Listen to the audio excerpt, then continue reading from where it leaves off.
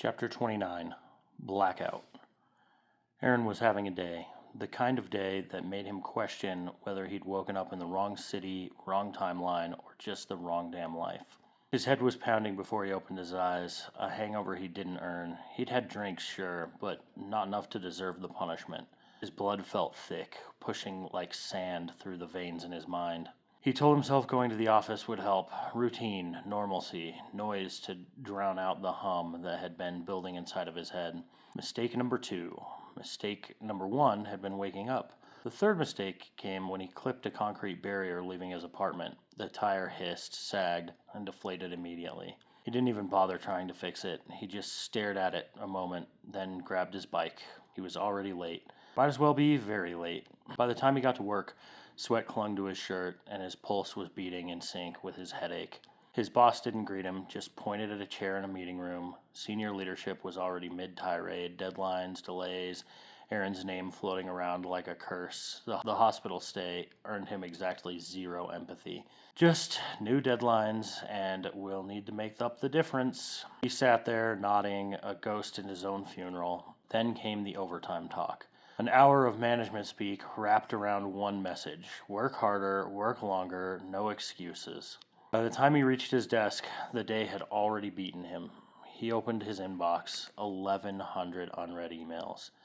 He started clearing them like weeds. Open, skim, delete, open, skim, delete. He could almost hear the minutes of the day dying. A few coworkers stopped by to check in on him, but they only wanted gossip about the stable. When he couldn't give them any details, they drifted off again. Even ghosts didn't linger long around the half-dead. Hours passed. The office emptied. His head still rang. When the server went down, he laughed, that bitter, broken kind of laugh that sounds too close to a sob. He fixed it anyway, because that's what monkeys do. Monkeys work. It was nearly 5 when the lights began to hum with the faint, sick flicker fluorescent bulbs get when they're about to die.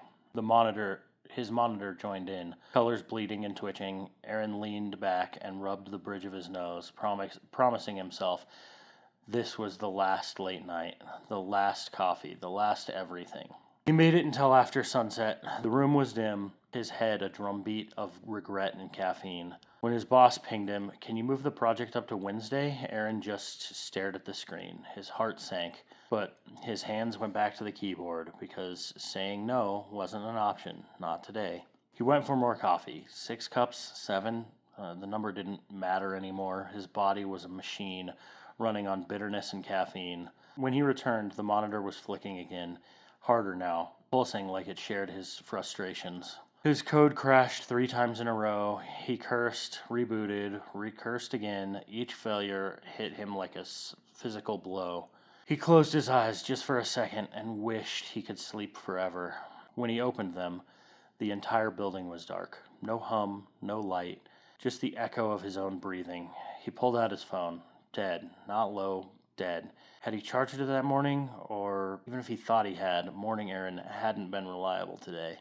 Every single task he'd accomplished had been through a foggy haze of automation that didn't need to be recorded in memory. He sighed and groped his way through the dark, hand brushing along cubicle walls and cold doorknobs until he found the back exit. The city outside was a shadow, streetlights gone, buildings dark, just the dull orange haze of distant clouds. He murmured, "Great, whole grid's gone down to nobody. No lights for the bike either." But he didn't care. He just wanted to be home. The ride felt endless, the air thick and cold, the silence absolute, except for the soft whir of his tires on asphalt. He didn't even see the blackout stretching for miles. He didn't care what caused it.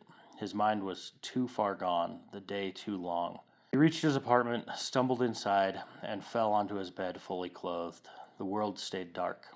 He didn't dream. He just slept. Finally, mercifully.